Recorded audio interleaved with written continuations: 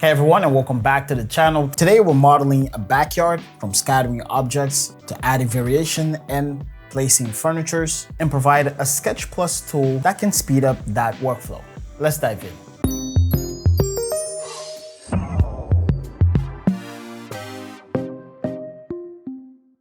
Before we get started, if you want to see how this model was built, which is a series for beginners, be sure to check the links in the description for part 1 and part 2. There you'll find a lot of value in how we got the model to this point. Now, before we get started with anything, we want to expand our backyard.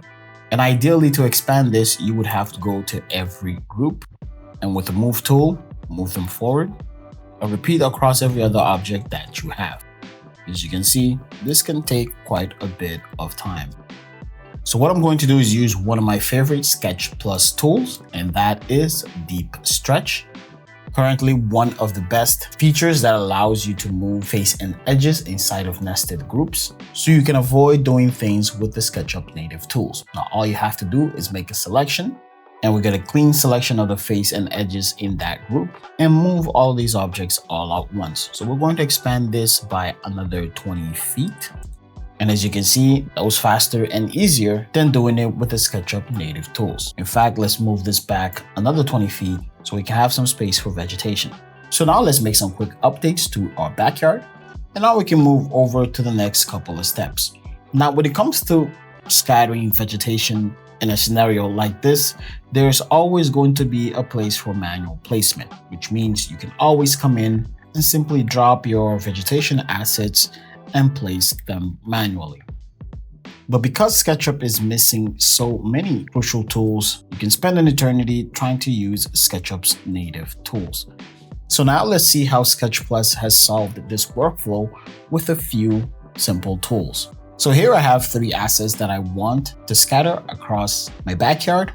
Now, the first thing I would do here is check and reposition the axis of each component. Ideally, you want to have this at the bottom center, but sometimes component axis can be set in a location that's not very optimal for distribution. With SketchPlus, you can use the Change Axis Plus. This gives you a few preset locations that you can simply choose from. This is going to maintain the same orientation of the axis you already have. So I'm simply going to relocate this axis to the bottom center location.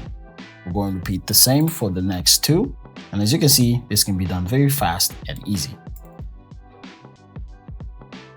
Now to distribute these components, we're going to use Path Array,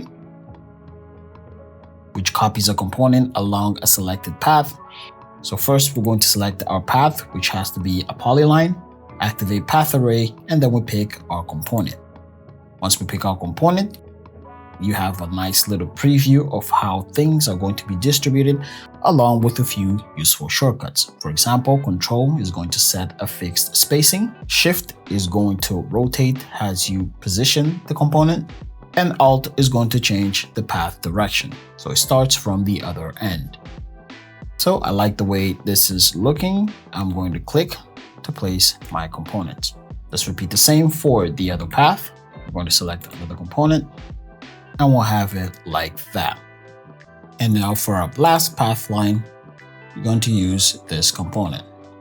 And we should end up with something like this.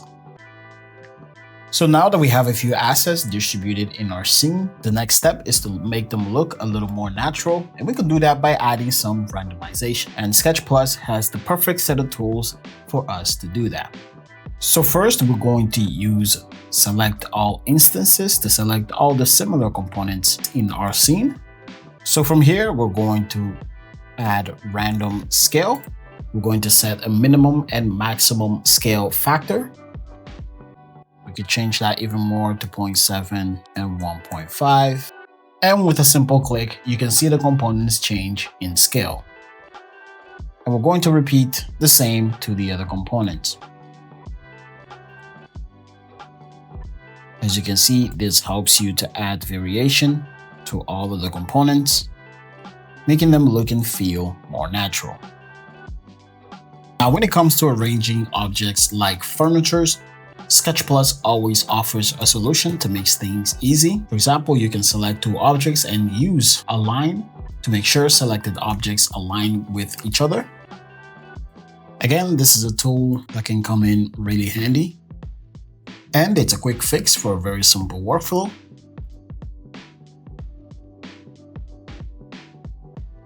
And it's also excellent for making sure objects are centered between each other. So those are just a few tools that SketchPlus offers to help you solve very specific workflows when it comes to backyard scenarios like this. SketchPlus holds around 35 unique features that can speed up your workflow and increase your productivity in SketchUp. As always, the link for SketchPlus will be in the description. And that's gonna be all for this video. Hopefully you enjoyed those pro tips. As always, don't forget to like, share, and subscribe. Leave a comment, let us know what you'd like to see next, and I'll catch you guys in the next video.